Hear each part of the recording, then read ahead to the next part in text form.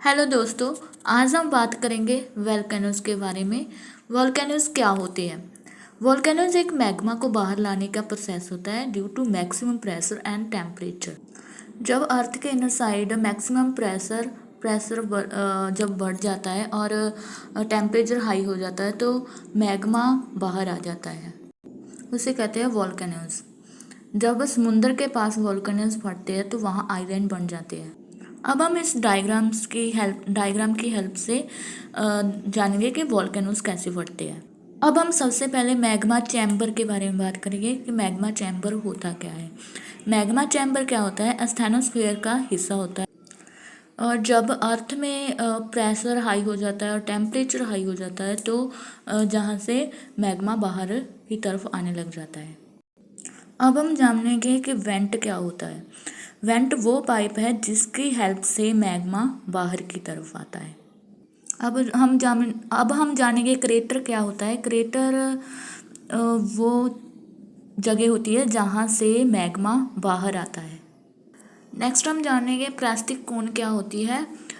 जब magma went में कोई छेद होता है, ये वेंट है, इसमें कोई छेद होता है तो मैग्मा जो होता है ना वो अर्थ के अंदर ही ठंडा हो जाता है, उसे प्लास्टिक कोन कहा जाता है या शंकु कहा जाता है। नेक्स्ट हम जानेंगे ऐश क्लाउड क्या होती है। ऐश क्लाउड क्या होते हैं? जब लावा मैग्मा जो होता है ऊपर की तरफ आता है, जल नीचे जो वाटर होता है वो भी गर्म हो जाता है और वाटर वेपर्स बन जाते हैं, जिस वजह से वाटर वेपर्स भी तेज़ी से ऊपर आने की कोशिश करते हैं। उन्हें फैलने के लिए ज़्यादा जगह चाहिए होती है, सो ऊपर की तरफ आएंगे, आकर वो राख के बादल बन जाते हैं जिससे ऐश क्लाउड कहा जाता है। नेक्स्ट हम जानेंगे layers of ash. Layers of ash क्या होती है? जब लावा जलवाष्प पर बहकर ठंडा हो जाता है तो राख की परतें बन जाती है, उसे लेयर्स ऑफ ऐश कहा जाता है। There are two components of volcano activity, endogenous activity and exogenous activity. First हम बात करेंगे इंडोजीनियस एक्टिविटी क्या होती है। जब मैग्मा अर्थ के अंदर ठंडा हो जाता है, इंडोजीनियस एक्टिविटी ही है। इससे ग्रेनाइट रॉक बनती है। मैग्मा अवे गैसेस मेटल की उत्पत्ति उनका दरारों में प्रवेशित होकर शीतलन होना, मीन्स दरारों में जाकर जब वो ठंडा हो जाता है और क्रस्ट के नीचे विभिन्न स्थलों रूपों का निर्माण करना, ये इंडोजीनियस एक्टिविटी है। मतलब मीन्स के जब अर्थ के नीचे ही मैग्मा ठंडा हो जाता है, दरारों में प्रवेश होकर उनका शीतलन होना मतलब ठंडा हो जाता है, तो अलग अलग चट्टानों, अलग अलग रॉक्स का निर्माण करता है। तो ये एक्टिविटी है उसे इंडोजीनियस एक्टिविटी कहा जाता है। नेक्स्ट हमारे पास आता है एक्सोजीनियस एक्टिविटी।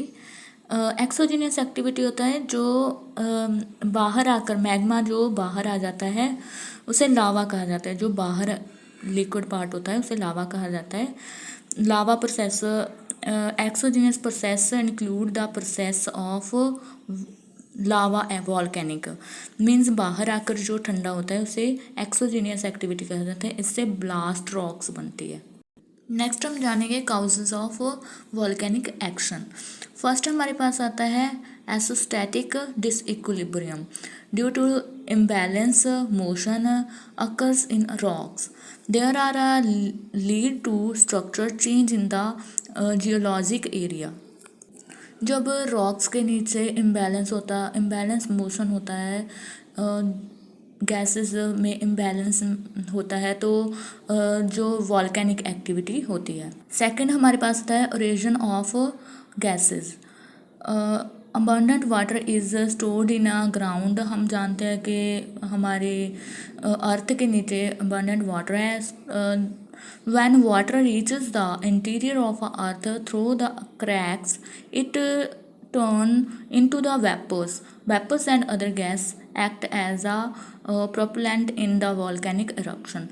Means जब वाटर वेपर्स बन जाते हैं due to high temperature and gases की एक्टिविटी होती है तो जो वॉल्केनिक एक्टिविटी है वो eruption हो जाती है, eruption हो जाता है उनका।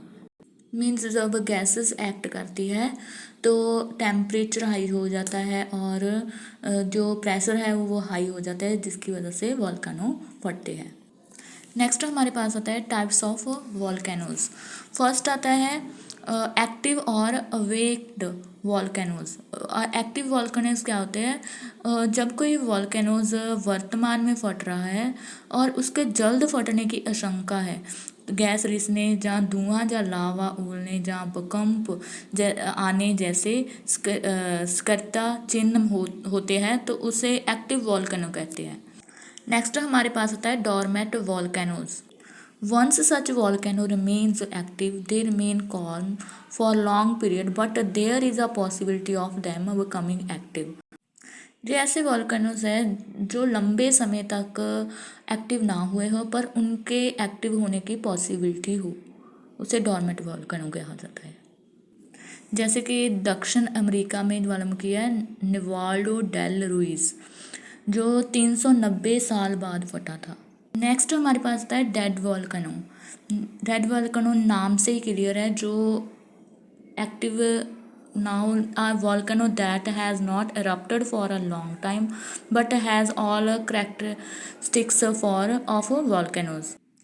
डेड वॉल्केनोज की बहुत सी एग्जांपल है, जैसे ईरान में कहो सुल्तान देमेन, इंडिया में दक्षिण का पठार में महाराष्ट्र, मध्य प्रदेश, दक्षिण भारत में बहुत से जो डेड वॉल्केनोज है, जैसे कि दोसी तुशान जो हरियाणा में है वो डेड वॉल्केनो है।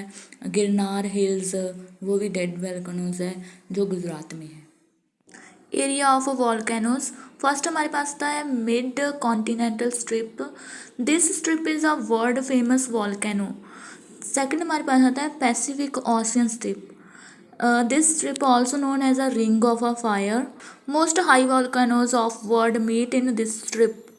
The world's highest volcano mountain in the Azores del Salado in the strip. I hope आपको जो वीडियो अच्छी लगी हो तो चैनल को लाइक और सब्सक्राइब करें। Thank you.